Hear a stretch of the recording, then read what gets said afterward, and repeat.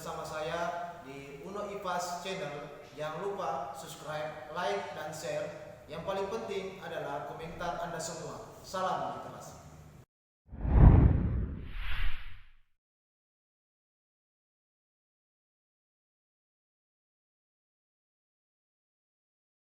Assalamualaikum warahmatullahi wabarakatuh. Perkenalkan, nama saya Miftahul Khairat. Saya dari kelas 10 IPA 3 SMA Negeri 1 Kode OH. Di video ini, saya akan menceritakan suatu cerita rakyat yang berjudul Tidur Panjang Setelah Nyanyian Ininawa. Dongeng ini untuk nenek, karena bahagia itu sederhana dan kenangan tentang nenek salah satunya. Sedang ketangguhan adalah kesabaran yang diajarkan nenek dalam lagu pengantar tidurnya. Pada suatu masa, di sebuah negeri hiduplah seorang raja. Dia begitu bijak dan dicintai rakyatnya. Dalam masanya, kerajaan amatlah jaya. Tak pernah ia biarkan orang-orang kelaparan di dalam kerajaannya. Semua orang hidup cukup dan bersyukur untuknya. Konon, sang raja belajar kebijaksanaan dari sebuah ajaran etnik yang lama di masa sekarang sudah tak ada. Tapi, di balik semua kisah jayanya, sang raja punya sebuah masalah. Dia tak pernah tidur. Sebenarnya, aku adalah salah satu pewaris garis keturunan terakhir dari etnis yang punah karena sebuah perang besar, ujar sang raja pada suatu perjamuan di istana tetangga. Lalu, sang raja melanjutkan, sewaktu aku masih di ayunan, nenekku sering menyanyikan lagu pengantar tidur dalam sebuah bahasa yang tak kupahami. Menceritakannya membuatku teringat kepada nenek. Aku belajar begitu banyak kebijaksanaan darinya. Sebab pesan terakhir darinya jugalah sampai sekarang aku belum menikah. Tiba-tiba, salah seorang pangeran yang hadir dalam sebuah perjamuan memotong cerita sang raja.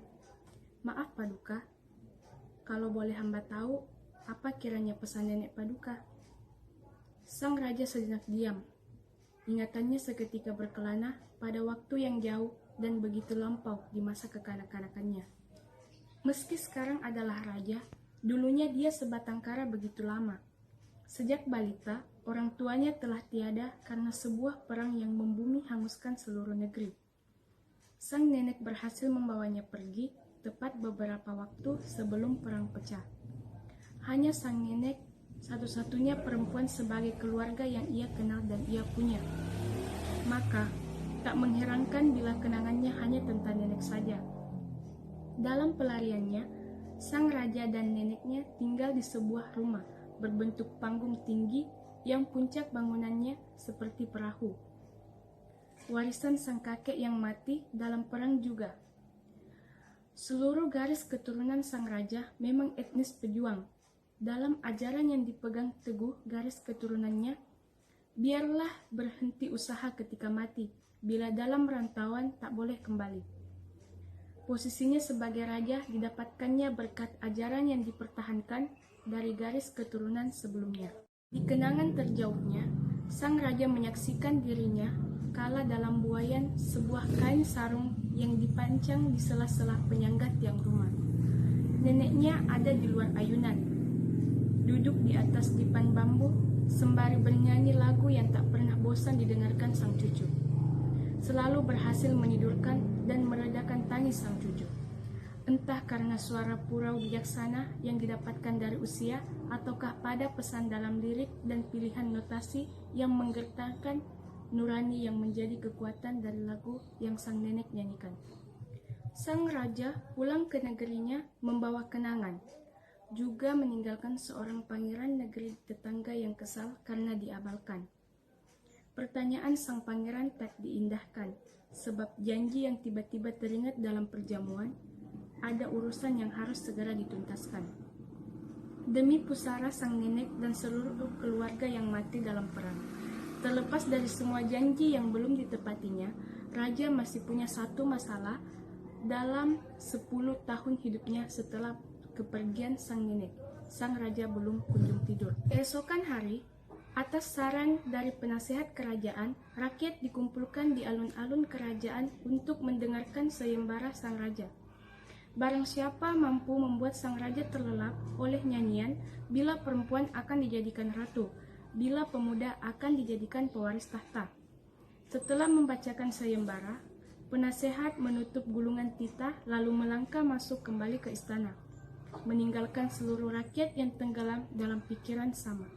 Apa gerangan yang dipikirkan sang raja? Rupanya banyak yang tak tahu. Dari semua kebijaksanaan dan sahaja yang tampak, sang raja tak pernah tidur. Di atas singgasana, sang raja termenung, memikirkan pesan terakhir sang nenek. Garis keturunan kita belum punah.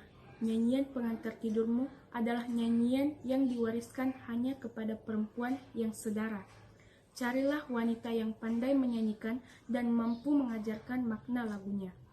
Nikahi dia untuk memulai kembali garis keturunan kita. Itu beberapa patah kalimat dari sang nenek menjelang mautnya.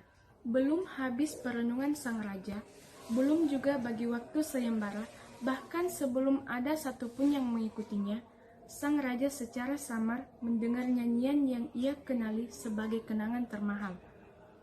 Kenangan yang seharga dengan tidur 10 tahunnya. Suara itu ia kenali dan ia cari. Kemudian ia dapati ketika melintasi dapur kerajaan. Pemiliknya adalah wanita di bawah usianya. Menyanyikannya sembari membiarkan seorang bayi terlelap di pundaknya.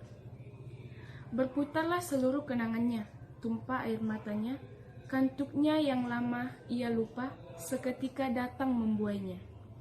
Tanpa sadar, lisannya menumpahkan kata-kata dalam bahasa yang tak pernah dipahaminya, tak pernah sempat diajarkan neneknya hingga maut tiba. Lalu, di penghujung lagu, sang raja jatuh terlelap di lantai istana, melupakan tugasnya menikahi wanita yang bernyanyi untuknya.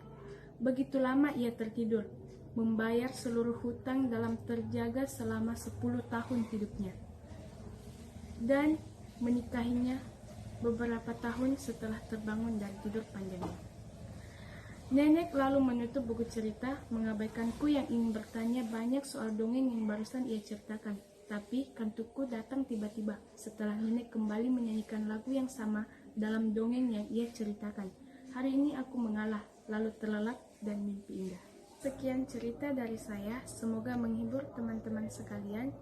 Terima kasih telah menonton video saya. Wassalamualaikum warahmatullahi wabarakatuh.